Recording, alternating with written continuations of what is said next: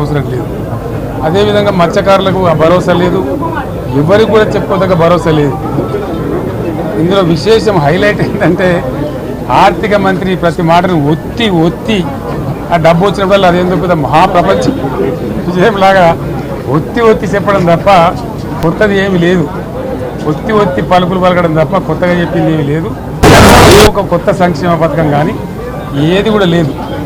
మహిళల పట్ల కూడా చాలా స్పష్టంగా చెప్పాల్సిన అవసరం ఉండే, కానీ వాళ్ళు మేము 1,00,000 కోట్లు ఇస్తాం అన్ని రుణాలు, ఆ రుణాలు వీలేదో ఇస్తున్నట్టుగా ఆల్రెడీ ఉన్న స్కీమే, నథింగ్ న్యూ అబౌట్ ఇట్, ఏమి లేదు. వెరసి ఇష్యూ యాజ్ ఏ హోల్. దురదృష్టం ఏంటంటే, చాలా బ్యాడ్ లక్ ఏంటంటే, మేము కూడా ప్రభుత్వం ఏర్పడిన తర్వాత కనీసం ఒక 6 మాసాల సమయం వాళ్ళకి ఇవ్వాలని మేము అనుకున్నాం.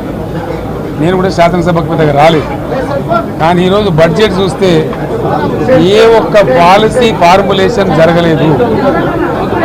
రాష్ట్రానికి సంబంధించినటువంటి ఏ ఒక్క విషయంలో కూడా ఈ అర్బక ప్రభుత్వం ఇప్పటి వరకు పాలసీ ఫార్ములేషనే చేసినట్టుగా కనపడతలేదు.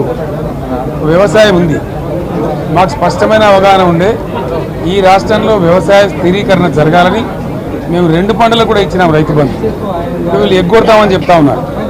మేమేదో రైతులకు ఇచ్చిన డబ్బును దాన్ని పాడు చేసినాము, చెడగొట్టినాము, దుర్వినియోగం చేసామన్న పద్ధతిలో దురదృష్టకరమైన వ్యాఖ్యలు చేస్తూ ఉన్నారు. అంటే ఇది పూర్తిగా రైతు శత్రు ప్రభుత్వం అనేది తెలుస్తూ ఉంది. ధాన్యం కొనుగోలు చేయలేదు, విద్యుత్ సరఫరా చేయడం లేదు, నీళ్లు సరఫరా చేయడం లేదు, చాలా ఇబ్బందులు పెడతా ఉన్నారు.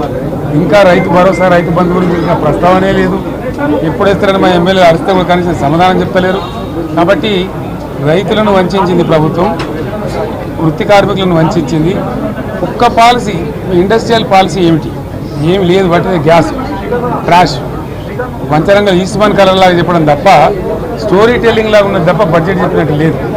రాష్ట్రంలో వ్యవసాయ పాలసీ ఏమిటి, పారిశ్రామిక పాలసీ ఏమిటి, ఐటీ పాలసీ ఏమిటి, ఇంకా ఇతర అనేక పాలసీలు, పేద వర్గాలకు సంబంధించిన పాలసీ ఏమిటి అనే దాని మీద ఏ ఒక్క దాని మీద కూడా గ్యాస్ ట్రాషే తప్ప, చిల్లర మల్లర ప్లాట్ఫామ్ స్పీచ్ లాగా ఉంది తప్ప అది బడ్జెట్ ప్రసంగం లాగా లేదు. రాజకీయ సభలలో చెప్పినట్టు ఉంది తప్ప ఏ ఒక్క పాలసీని కూడా నిర్దిష్టంగా ఈ పనిని మేము ఎట్లా సాధిస్తాం, మా గోల్స్ ఇవి, మా టార్గెట్స్ ఇవి అనే పద్ధతి కానీ పద్దు కానీ లేదు. ఇది పేదల బడ్జెట్ కాదు, రైతుల బడ్జెట్ కాదు, యువల బడ్జెట్. విశ్లేషణలో మీకు తెలుస్తుంది. భవిష్యత్తులో బ్రహ్మాండంగా మేము దీన్నంతా కూడా చీల్చి చెండాడబోతాం. Thank you.